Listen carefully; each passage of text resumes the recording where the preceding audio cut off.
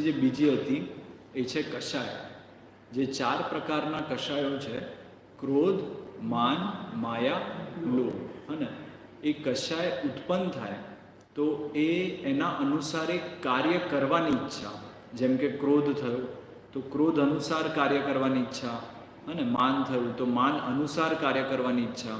આપણે પછી એમાં ઘણા એક્ઝામ્પલ્સને જોયું હતું, હે ને, કે જેમ કે શું કહેવાય, લોભ થાય 12માં. તો આપણે જોયું હતું ને કે પેલું મુંબઈમાં ભાગાદોડી હોય છે સવારથી ઉઠીને સાંજ સુધી, હે ને. તો એ અંદરમાં લોભ કામ કરે છે.